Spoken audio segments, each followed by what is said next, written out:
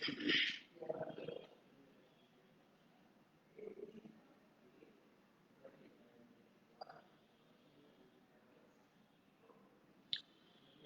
Morning.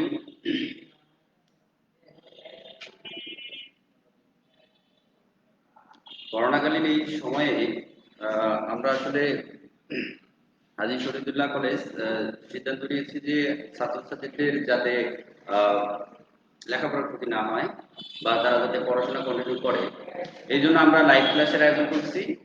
তো আমাদের এই পেজ থেকে আমরা রেগুলার প্রত্যেকটা সাবজেক্টের টিচার ক্লাস নেবেন।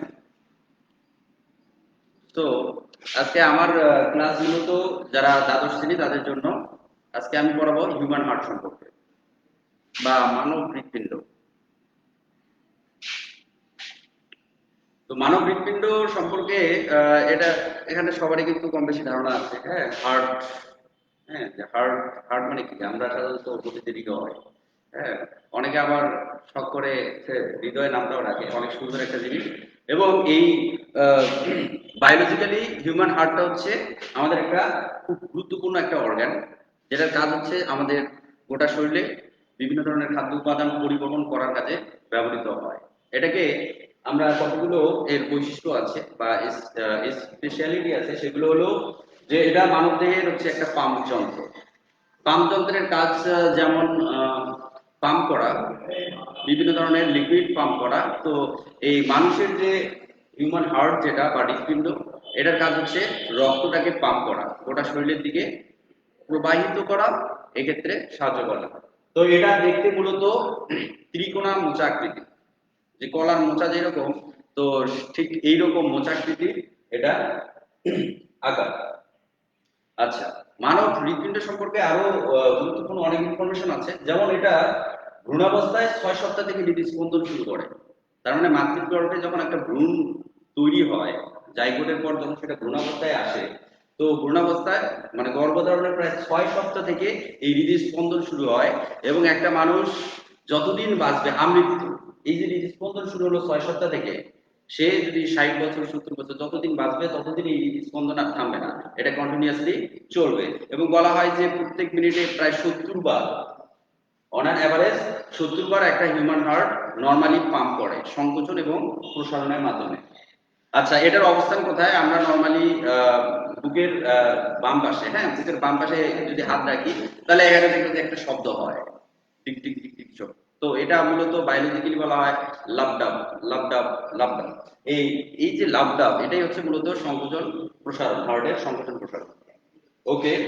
তো এটা কোথায় অবস্থান করতেছে? বক্ষগহ্বরের মধ্যচ্ছদার উপরে আমাদের মানে পাকস্থলী এবং যে বুকের যে অর্গান গুলো আছে, ফুসফুস, তারপর হৃৎপিণ্ড বা যকৃত, যেটাকে আমরা কলিজা বলি। তো এদের মাঝখানে একটা পর্দা থাকে, সেটাকে মধ্যচ্ছদা বা ডায়াফ্রাম বলে। এই ডায়াফ্রামের উপরে থাকবে এবং দুইটা ফুসফুসের মাঝ বরাবর আমাদের যে লাংসের যে দুইটা পার্ট আছে, সেটার মাঝে অবস্থিত থাকবে। এবং সেটা বাম দিকে একটু বাঁকা, এই জন্য আমরা হার্টকে কিন্তু বাম দিকে ফিল করি। আচ্ছা, আর একটা মজার বিষয় হচ্ছে যে পুরুষে এই হার্টের একটা ওজন আছে যে 250 থেকে মানে 250 গ্রাম থেকে 390 গ্রাম পর্যন্ত। হ্যাঁ, আর স্ত্রীতে সেটার পরিমাণ কিন্তু অনেক কমে যায়। হ্যাঁ, যে 200 থেকে 275 গ্রাম। তো মহিলাদের হার্ট একটু দুর্বল হয়। এটা বায়োলজিক্যালি, যদিও সেটা ওই হিসেবে বলা যাবে না, তবে আমরা মেজারমেন্ট থেকে এটা আর কি নর্মালি আর কি বলতে পারি। ওকে। তো আমরা হিউম্যান হার্ট সম্পর্কে আজকে ডিটেলসে হিউম্যান হার্টের গঠন কেমন, কি দ্বারা একটা হিউম্যান হার্ট গঠিত, আমরা সেটা আলোচনা করবো আজকে।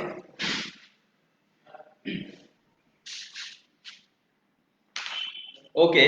তো হিউম্যান হার্ট আমি প্রত্যেকটা অর্গানে যেরকম প্রত্যেকটা অর্গানের একটা আর কি আবরণ থাকে। তো হিউম্যান হার্টের যে আবরণ, সেটাকে আমরা সেটার একটা নাম আছে, সেটাকে বলা হচ্ছে পেরিকার্ডিয়াম।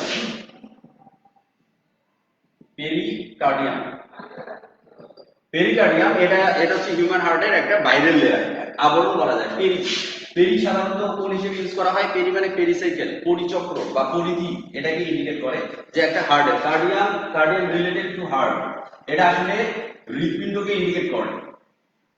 আর পেরি বলতে সেটা যে একটা আবরণ, পেরিসাইকেল বা একটা পরিধি, এটাকে ইন্ডিকেট করে। হ্যাঁ, পরিধি। তো পরিধি বরাবর এই আবরণটা থাকে, এই জন্য এটার নাম করা হয়েছে পেরিকার্ডিয়াম। তো পেরিকার্ডিয়ামের আরো ফার্দার ডিভিশন আছে। কি কি ডিভিশন আছে? যে আচ্ছা, পেরিকার্ডিয়াম বাদ দিয়ে আমরা যদি পরবর্তীতে যাই যে হৃৎপিণ্ডের গুরুত্বপূর্ণ কতগুলো অংশ। যে গুরুত্বপূর্ণ অংশ হচ্ছে যে হৃৎপিণ্ড তো আসলে এটা একটা পামযন্ত্র বলা হচ্ছে, কিন্তু এই বাইরের যে আবরণ, এই বাইরের আবরণ ছাড়াও হৃৎপিণ্ডের প্রধান অংশগুলোর মধ্যে হচ্ছে হৃৎপেশি। মূলত হৃৎপেশি দ্বারাই হৃৎপিণ্ড হৃৎপিণ্ডের যে বাইরের আবরণটা বা সম্পূর্ণ হৃৎপিণ্ডটা গঠিত। হৃৎপেশি মূলত চারটা চেম্বারকে ঢেকে রাখে।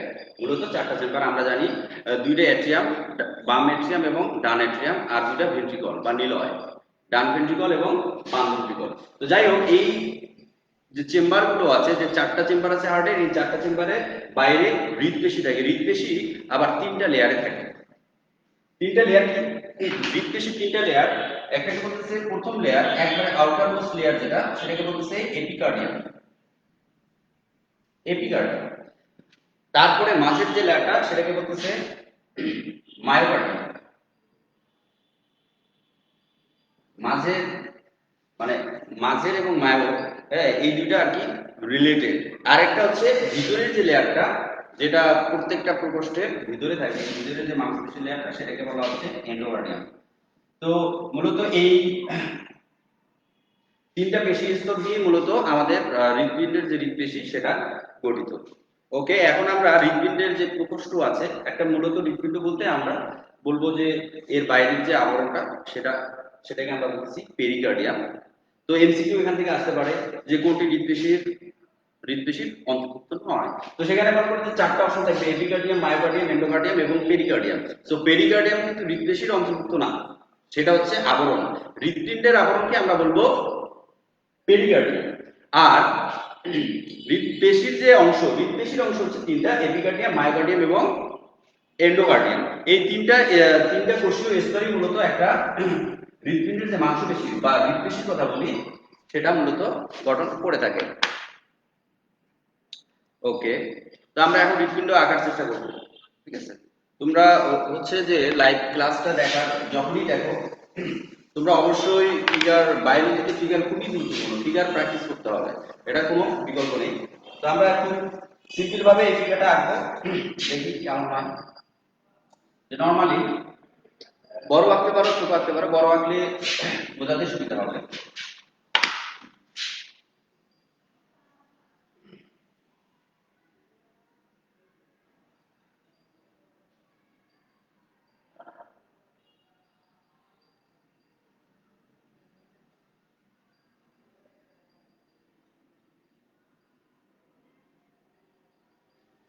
হৃৎপিণ্ডের যে ছবিটা, সেখানে কতগুলো গুরুত্বপূর্ণ বিষয় আছে তোমাদের, সেটা অবজার্ভ করতে হবে যে কি আমাদের কি করতে হবে, কোন বিষয়গুলো হাইলাইট করতে হবে।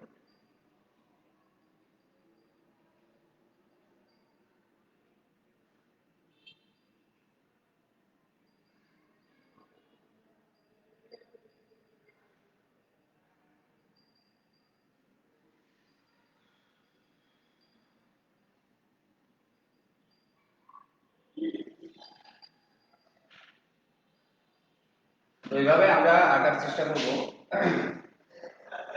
এভাবে সহজে আঁকানো যাবে।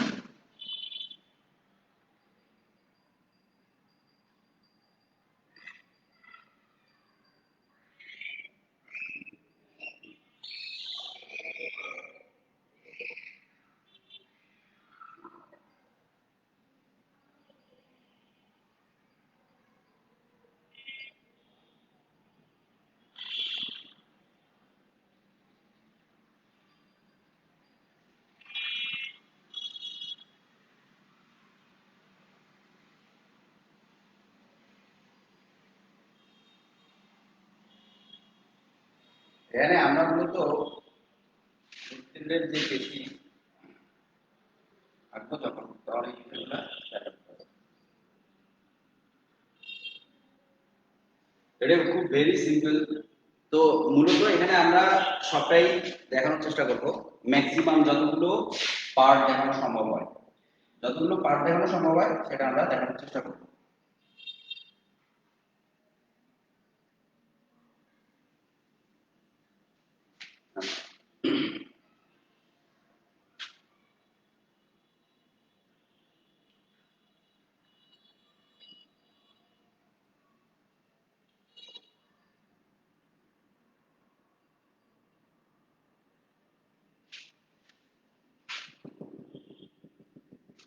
এটা মূলত আমরা যে পেশি স্তরের যে কথা বললাম, যে পেশি স্তর, এগুলো হচ্ছে হৃৎপিণ্ডের পেশি স্তর।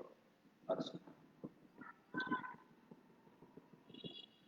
তো আমরা পেশি স্তরগুলো একটু মার্ক করে যদি রাখি আলাদাভাবে, তখন বোঝা যাবে যে এটা আসলে হৃৎপিণ্ডের পেশি স্তরকে ইন্ডিকেট করা হচ্ছে।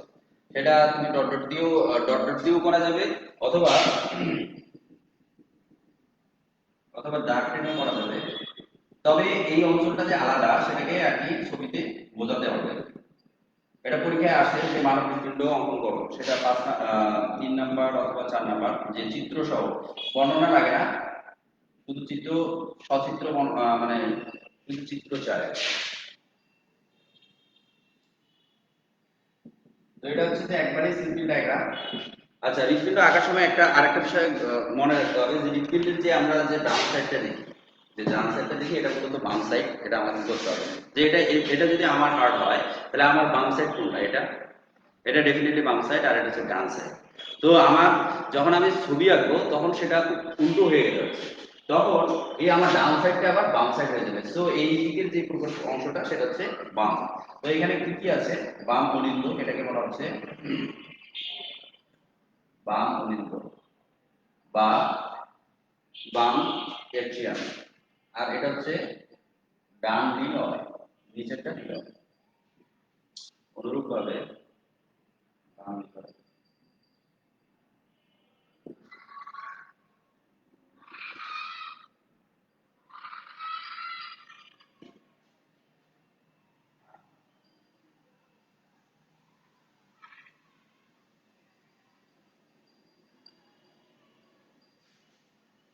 এটা এটা আসলে কি হবে? পালমোনারি ধমনী না শিরা? সবসময় একটা বিষয় মনে রাখতে হবে, হার্টের দিকে যদি আসে কোনো একটা রক্তবাহী রক্তবাহিকা, তো আমরা সেটাকে বলবো হার্টের দিকে আসলে শিরা বলবো।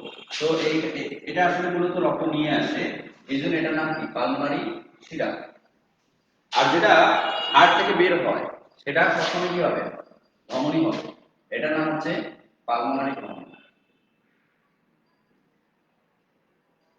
হার্টের দিকে রক্ত যেটা নিয়ে আসবে, যেটা হার্টের দিকে রক্ত নিয়ে আসবে, সেটাকে আমরা কি বলবো? শিরা বলবো। তো এটার নাম হচ্ছে, তো এটার নাম হচ্ছে হ্যানাগালা বা মহাশিরা। হ্যানাগালা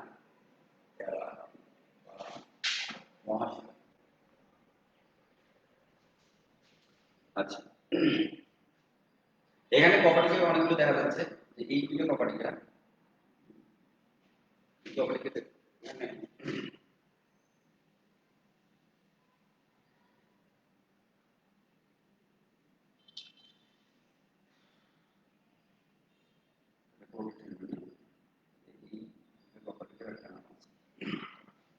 এটা বাম দিকে আছে, বাইক আছে।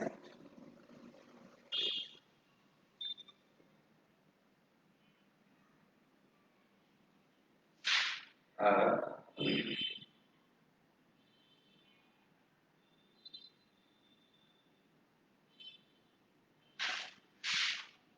আর ডান দিকে যে কপাটিকা আছে সেটার নাম হচ্ছে ট্রাইকাস্ট্রিক কপাটিকা।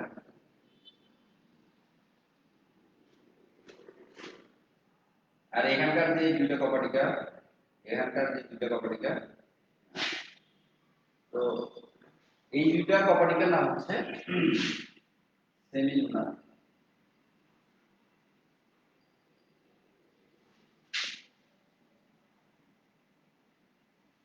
সেমিলুনার কপাটিকা। আচ্ছা, আরেকটা আমরা অর্গান এখানে দেখতে পাচ্ছি, যে এটার নাম আমাদের, এটার নাম হচ্ছে অ্যাওয়ার্ড বা মহাধমনী।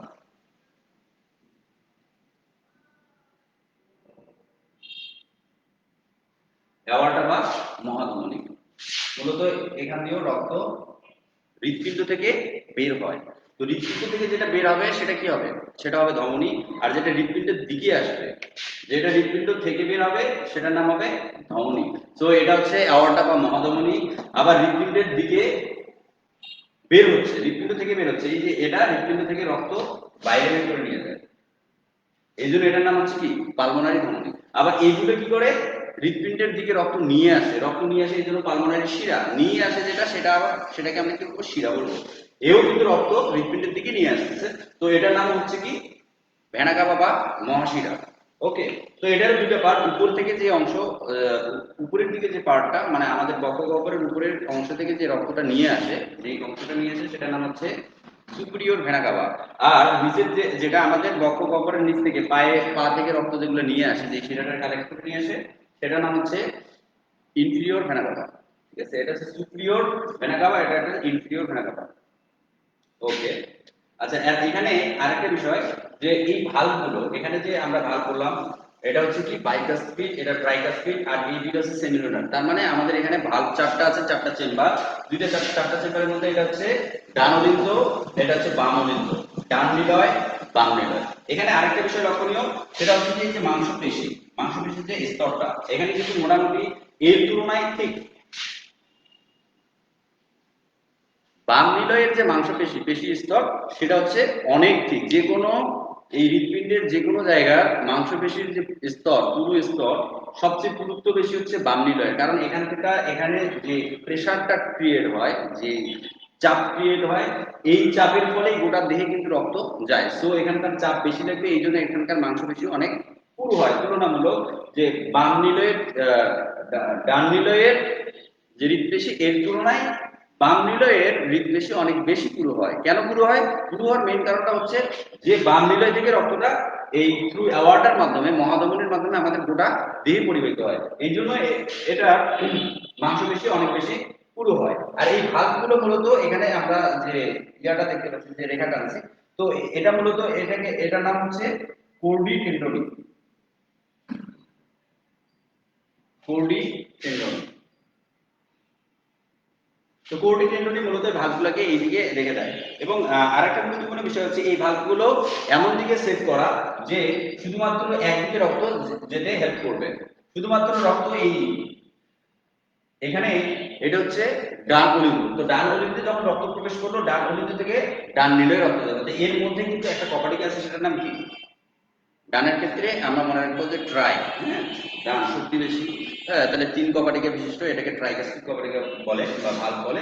তো এখানে থাকবে, তো রক্ত এখানে আসবে, যখন এখান থেকে রক্ত এইদিকে এখানে যখন প্রেসার পাবে তখন রক্ত কিন্তু এইদিকে যাওয়ার চেষ্টা করবে, কিন্তু রক্তের প্রেসারে এই ভালভটা বন্ধ হয়ে যাবে। সো এই হার্টের প্রত্যেকটা ভালভে এইভাবে মেকানিজম করা যে শুধুমাত্র রক্তকে একদিকে যেতে দেবে, বিপরীত দিকে যেতে বাধা দিবে। একমুখী প্রবাহ, রক্তের একমুখী প্রবাহ নিশ্চিত করে এই কপাটিকগুলো, প্রত্যেকটা কপাটিকে ওই রকম বৈশিষ্ট্য। এই কপাটিকের ক্ষেত্রে একই রকম, যখন এখানে সংকুচিত হবে এটা খুলে যাবে, তো এই দিক দিয়ে রক্ত বেরোলো, যখন রক্তটা আবার ব্যাক করতে যাবে তখন এটা আবার অটোমেটিক্যালি লেগে যাবে। আবার এই এখান থেকে রক্ত কোথায় যাবে? মূলত পালমোনারিতে যাবে। পালমোনারি মানে কি? ফুসফুস, ফুসফুসে রক্ত যাবে, ফুসফুসে পিউরিফাইড হলো, পিউরিফাইড হয়ে সেটা পালমোনারি শিরার মাধ্যমে আবার কি বাম অলিতে প্রবেশ করবে, বাম অলিন্দ থেকে বাম নিলয়ে আসবে, বাম নিলয় থেকে রক্ত আবার কোথায় যাবে? এই যে এই যে এখানে সেমিলুলার ভালভ আছে, এই সেমিলুলার ভালভে থ্রু অ্যাওয়ার্টার মাধ্যমে আমাদের গোটা শরীরে বিশুদ্ধ বিশুদ্ধ বলতে এখানে অক্সিজেন সমৃদ্ধ রক্তটা যাবে। বিকজ হার্ট মূলত এটা শুধুমাত্র পাম্প করে এমনটা না, এখানে এই হার্টে যেহেতু দুইবার রক্ত পরিবাহিত হয়, প্রথমবার এই দিক দিয়ে যখন রক্ত আসে তখন এখানে কার্বন ডাই অক্সাইড সমৃদ্ধ রক্ত আসে, আর যখন ফুসফুস থেকে ফিরে আসে সেটা আবার অক্সিজেন সমৃদ্ধ রক্ত হয়ে যায়। সো পিউরিফাইড রক্তটা এখানে দুই ধরনের রক্ত পরিবাহিত হয়, যে অক্সিজেন সমৃদ্ধ রক্ত, হিউম্যান হার্ট অক্সিজেন সমৃদ্ধ রক্তকেও পাম্প করে, আবার কার্বন ডাই অক্সাইড সমৃদ্ধ রক্তকেও পাম্প করতেছে। আচ্ছা, তো এটার আবার ব্যতিক্রমও আছে, যেমন মাছের ক্ষেত্রে যদি আমরা বলি, মাছের হার্ট দিয়ে, মাছের হার্টে কিন্তু এরকম চারটা চেম্বার নাই, সেক্ষেত্রে কয়টা চেম্বার? দুইটা চেম্বার, একটা এটিএম আর একটা ভেন্ট্রিকল। তো এবং সেখানে রক্ত আবার একবারই পরিবাহিত হয়, সেখানে শুধুমাত্র কার্বন ডাই অক্সাইড সমৃদ্ধ রক্ত তারা পাম্প করে। মাছের যে হার্ট, মাছের যে হৃৎপিণ্ড, মাছের হৃৎপিণ্ড শুধুমাত্র কার্বন ডাই অক্সাইড সমৃদ্ধ রক্ত বহন করে, এই জন্য এটাকে আমরা এবং এই জন্য এটাকে আবার ভেনাস হার্ট বলা হয়। কি বলা হয়? ভেনাস হার্ট, শুধুমাত্র ভেইনের রক্তই পরিবহন করে, এই জন্য মাছের হার্টকে কি বলা হয়? যেমন রুই মাছের যে হাড়, রুই মাছের হাড়কে আমরা কি বলবো? ভেনাস হাড় বলবো। আচ্ছা, তো এখানে আমরা আর মূলত চিত্র হৃৎপিণ্ড, হৃৎপিণ্ডের আমরা এখানে মোটামুটি একটা ধারণা পেলাম যে কতগুলো কপাটিক আছে, কতগুলো চেম্বার আছে, বা কিভাবে মূলত হিউম্যান হার্টটা আমাদের রক্ত পাম্প করতে সাহায্য করে। ওকে, আচ্ছা।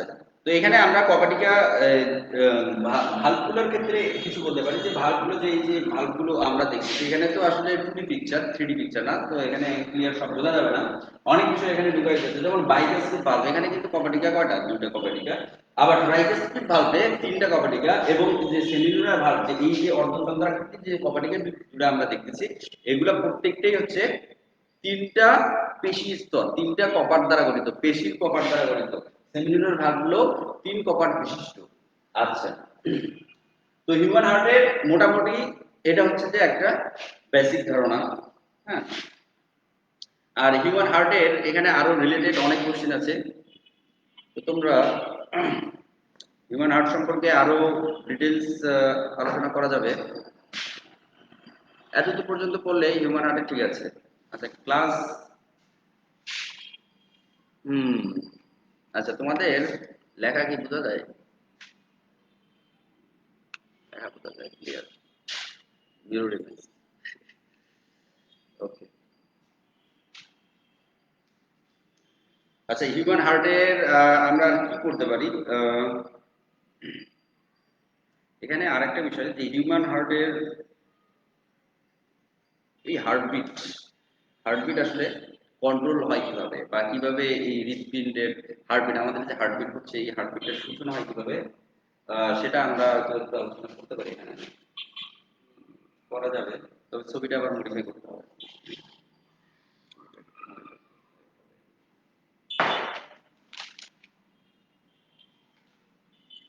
অথবা আমরা আরেকটা কাজ করতে পারি, যেহেতু এই ক্লাসটা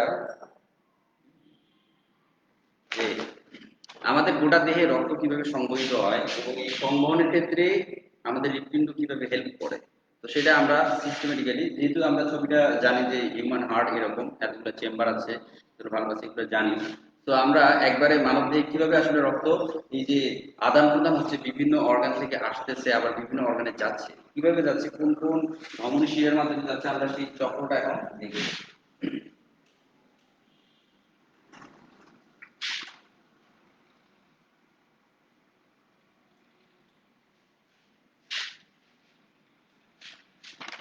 এটা খুবই সিম্পল, আমি সিম্পল ফিগারে আঁকার চেষ্টা করবো মূলত, কারণ এটা হিউম্যান হার্ট আঁকতে গেলে অনেক টাইম লাগে। জাস্ট বোঝানোর জন্য। তবে এই চক্রটা খুবই গুরুত্বপূর্ণ, এই চক্রটা জানলে মোটামুটি সবই আমরা জানতে পারবো।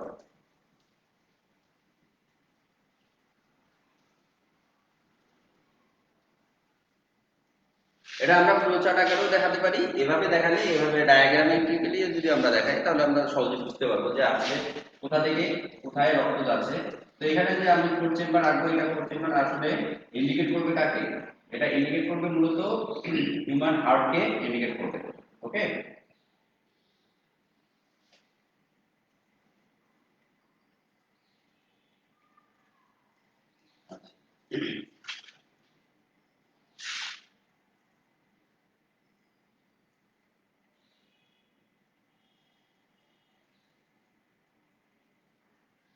দুঃখিত।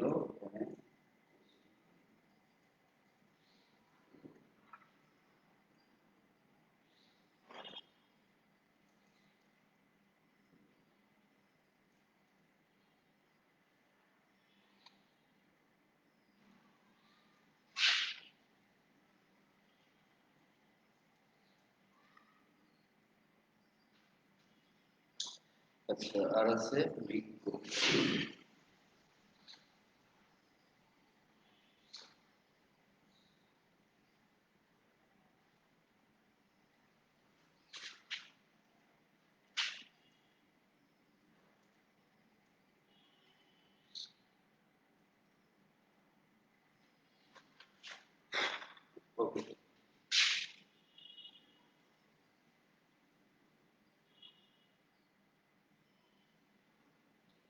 ফুসফুসে রক্ত আসলে ফুসফুসে আমাদের রক্ত কোনটা নিয়ে যায় সেটা আমাদের জানতে হয়।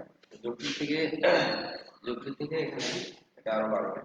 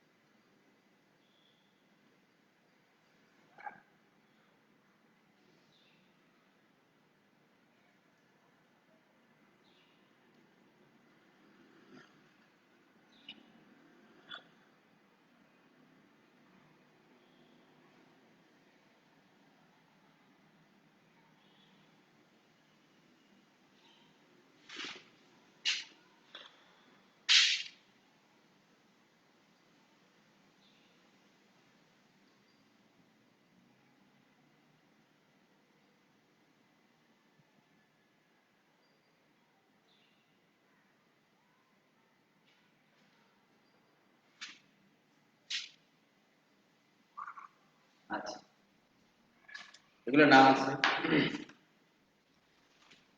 নামগুলো এখানে, এই যে এখানে রক্তটা হচ্ছে এদিক দিয়ে আসবে,